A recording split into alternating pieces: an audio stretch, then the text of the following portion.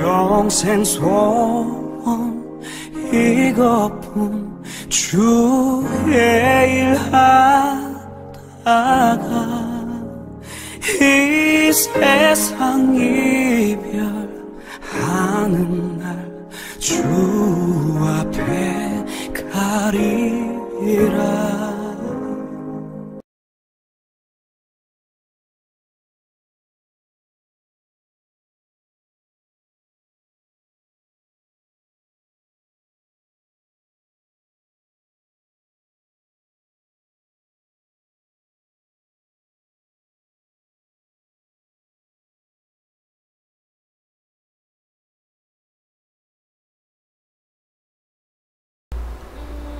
황해도 황주에서 출생한 이만철은 평북 중강진에서 이창희를 만나 결혼 후 백두산 산판에서 감독원으로 일하면서 해방 이전부터 소련군이 북한에 들어와 공산당이 통치하는 것을 보고 신앙의 자유를 위하여 1944년 5자녀들과 같이 야밤에 38 경계선을 넘어 북한을 탈출하여 서울 동대문구 용두동에 있던 월남 난민 천막 수용소에 입소하였다. 1948년 2월 11일 월남 난민 몇 명과 인근에 있는 빈 창고를 보수하고 예배를 드리기 시작하여 동광교회를 설립하게 되었다. 1947년 5월 29일 삼남 요엘이 출생했다. 삼각산 기도원 집회에서 큰 은혜를 받고 기도하던 중에 가시관을 쓰신 예수님을 만나 복음의 일꾼으로 부름받게 되었고, 평북 강계에서 성경 공부를 하며 알게 된 미국 선교사들이 해방 후 재내한하여 대구에서 선교 활동을 하고 있어 대구에 가서 이들에게 신학 공부와 전도 훈련을 받게 되었으며 미국 선교부와 한국 장로교 경북 노회 소속으로 교회 개척 전도인으로 일하게 되었다. 1950년 1월 첫 교회 개척지인 성주군 벽진면으로가 6개월 동안 벽진교회를 설립하였고, 6월 21일 두 번째 개척지인 월항면으로 가 전도 시작 5일 만에 6.25 전쟁이 일어나 교회를 중단하고 대구로 가서 전도를 한다. 전세가 불리하더니 8월에 경상도만 남고 남한 전역이 북한군에 점령되어 버렸다. 하나님의 은혜로 메가더 장군에 의해 인천 상륙작전이 성공하고 9월 28일 서울을 수복한 국군과 유엔군이 북진하면서 평양을 탈환하자 고향에 갈 수 있는 기회라면서 서울로 옮겨가 큰 이모댁에 머물면서 북으로 갈 기회를 기다리고 있었다. 그러나 중공군의 개입으로 압록강까지 진군하던 국군과 유엔군은 안타깝게도 후퇴를 하게 되었다. 12월 초 이른 아침에 큰 이모 사돈댁 아들인 군인이 군 트럭을 가지고 와 전황을 알려주며 피난을 독촉하여 보퉁이 몇 개만을 차에 싣고 청량리역으로 가니 이미 수천 명의 피난민들이 몰려와 기차 지붕이라도 서로 타려고 아수라장이었다. 간신히 우리 식구들도 기차 지붕 위에 자리를 잡았다. 21일이나 걸려 12월 중순이 지나 대구에 도착하여 제1교회 장로님의 과수원집을 얻어 머무르게 되었다. 며칠 후 맞은 새해 1951년 1월 3일 월항으로 다시 가서 월항교회를 설립하였고, 세 번째 개척지 금수면으로 옮겨가 금수교회를 설립하였다. 1952년 2월 11일 사녀 용순이 태어났고, 성주군에서 세 곳의 교회를 설립한 후 자녀들과 군의군 고로면으로 가 네 번째 학성교회를 설립하였다.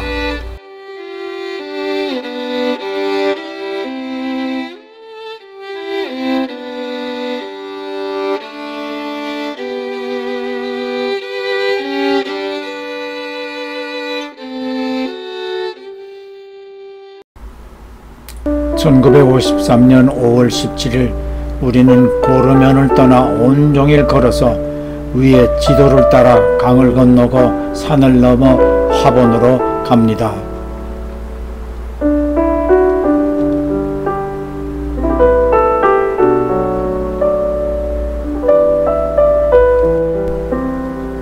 좌측의 사진이 그 당시쯤의 우리 모습입니다.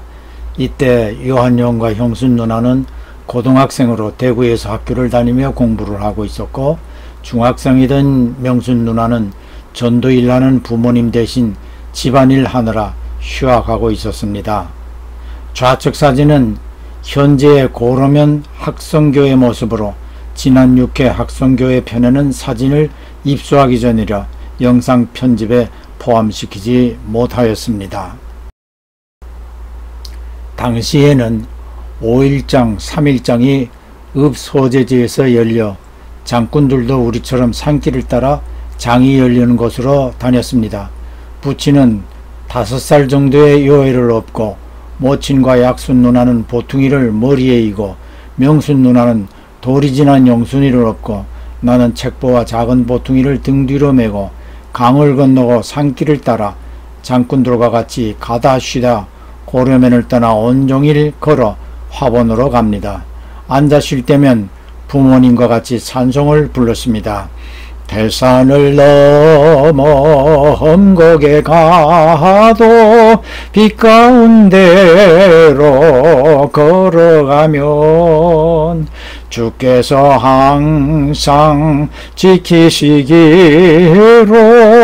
약속한 말씀 변치 않네. 그래서인지 우리는 힘든 줄 모르고 부모님과 같이 가는 것이 좋기만 했습니다. 부친의 화본교회 개척 기록입니다. 1953년 5월 17일에 화본에 도착해서 국민학교를 빌려서 회집하기 시작하였다. 다른 사람의 도움을 생각했다가 큰 고생했다. 최선화라는 고향 사람을 고등성경 학생 방학기를 이용해서 데려다가 전도해보라고 하였더니 남자 청년들과 합작이 되어 큰 반역이 일어나게 만들고, 내가 무슨 말을 하든지 오해하고 나까지 반역해서 시찰장을 데려다가 말해도 안 듣고, 성경학교 교장이 와도 말 안 듣고, 제 마음대로만 청년들을 배경하고 배짱 부리는 것을 도저히 금할 수가 없었다. 나는 여기서 큰 경험을 얻었다. 내게 주신 사명은 내가 해야 한다. 얼마나 악했든지 전도인을 골짜기로 끌고 가서 죽이자는 토의까지 있었다고 했다. 세례교인인 지서주임이 청년들의 위험을 보고 교회에 나오지 않았다. 그러나 주님은 나에게 안심의 은혜를 주셨다. 화본에 도착해 화본국민학교를 빌려 예배를 드리며 전도를 합니다. 아마 이때 부친이 피난통에 만난 최선화라는 고향 사람을 데리고 와서 방학기간 동안 열리는 고등성경학교를 위하여 함께 일하려고 했던 것 같습니다. 이 사람이 한 청년과 눈이 맞아 연애를 하며 이 청년의 형제가 배우가 되어 청년들을 사주하고, 다른 교인들이 부친의 말을 북신하도록 조종하여 성경학교 교장과 시찰장까지 와서 해결하려고 해도 순응치 않았으며, 심지어 부친을 산으로 유인해 살해하려는 모의를 하였습니다. 이 일을 알게 된 세례교인이었던 지수주임이 교회를 나오지 않았습니다. 그러나 하나님만 의지한 부친은 이 위기를 잘 극복하고 화본교회를 설립하였습니다.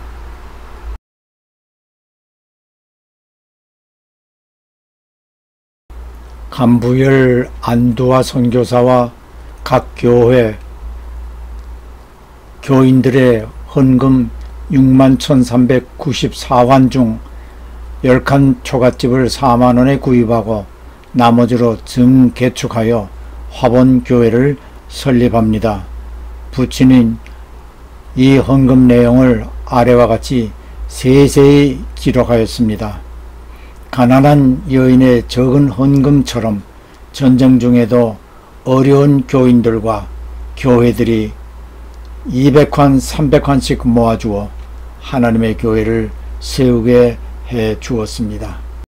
하나님께서 분명히 100배로, 1000배로, 10,000배로 갚아 주셨으리라 믿습니다.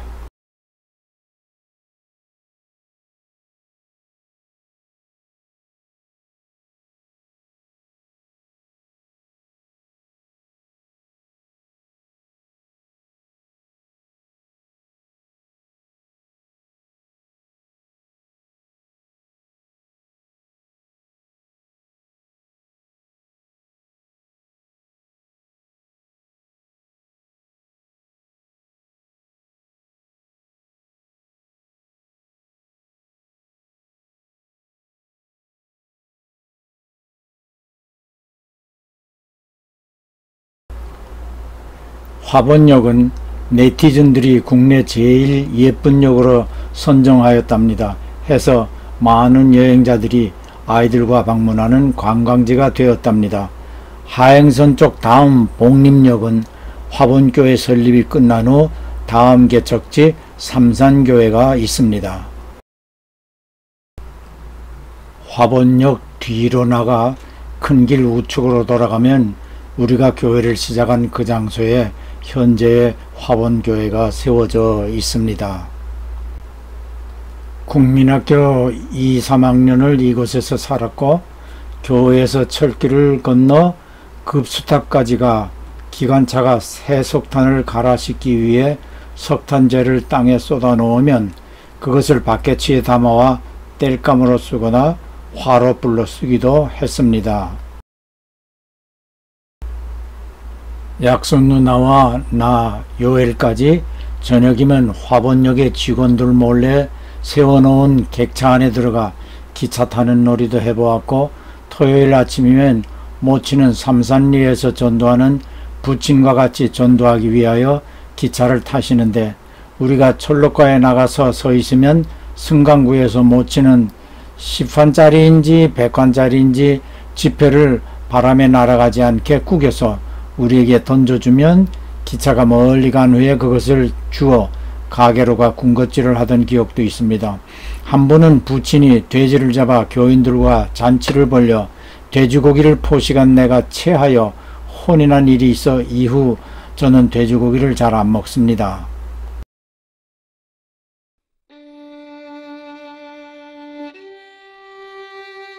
명순, 약순, 나, 요엘, 용순 다섯과 부모님은 화본에서 계속 거주합니다. 주중에 아침이면 두 분은 기차로 다음 복림역에 내려 걸어서 삼산리까지 가 전도를 하여 삼산교회를 개척하고 주일에는 아침 일찍 떠나 주일 예배를 그곳에서 인도합니다. 그래서 우리는 삼산교회에 대한 기억이 거의 없으며 화본에서의 기억뿐인 것 같습니다. 대구 개성고등학교 악대부에서 활동하던 형 요한이 방학 때 트럼펫을 갖고 와서 부모님의 전도에 동행합니다. 이곳에 예수 믿다 타락한 영수가 나환자가 되어 전도에 큰 방해가 됩니다. 두 분의 땀 흘림이 헛되지 않아 그분이 회개하고 교회로 돌아와 병고침을 받고 이 교회 개척을 위해 크게 헌신합니다. 이 시대에도 예수께로 나오면 이렇게 고쳐 주십니다. 내 평생 소원 이것뿐, 주의 일 하다가 이 세상 이별